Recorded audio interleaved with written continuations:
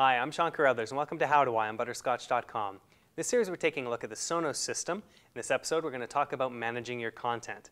Now, of course, the thing that's going to make your Sonos system really worthwhile is having content that you can stream to the devices itself, whether that's music that's on your home network somewhere, or streaming services outside your home network, out on the internet itself, that you can stream through to the devices.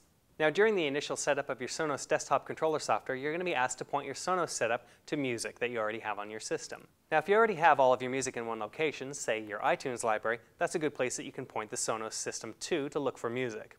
You can also add multiple sources of music. Now, if you have music in more than one location on your network, so some on one computer, some on another, and maybe some on a network-attached device, you can actually add all of these different sources as places that Sonos will look for your music, and then it'll all appear in one control panel. Now, to add a music source during your initial setup, simply point the Sonos setup program to the place where all your music lives and then continue. To add another music source down the road, you can open up the desktop controller, click on the music menu, then set up music library.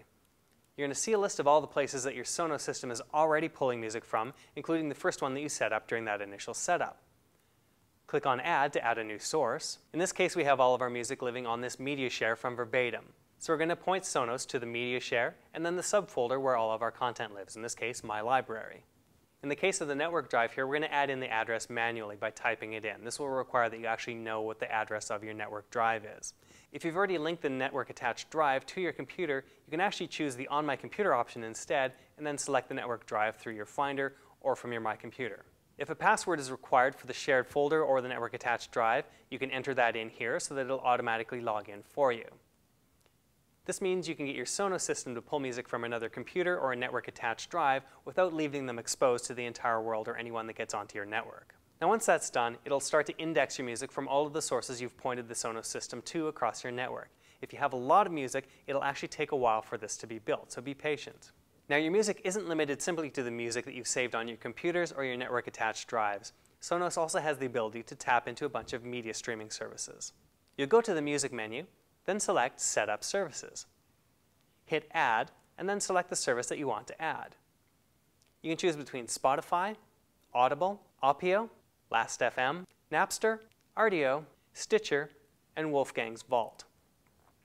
Select the one that you want to set up, then hit Continue. Once you've done that, you can enter your account login information in the Sonos setup. Once you've added that internet service in, you can access it by going to your Sonos desktop controller or your handheld controller, and it will appear as one of the options for music there. Sonos also comes pre-populated with a ton of radio stations that have internet streams. That includes a bunch of internet radio stations that only exist on the internet, plus a bunch of traditional radio stations around the world that have made their stream available on the internet. You can also set up radio stations that you like as favorites, so you don't have to search through all of the different listings every single time you want to find a station you want to hear. Well, that's a look at setting up your content. In the next episode in the series, we're going to talk about how to actually play the content to your devices. Don't forget to check out the other episodes in this series. You can see the show notes for this and the other parts in the series at butterscotch.com.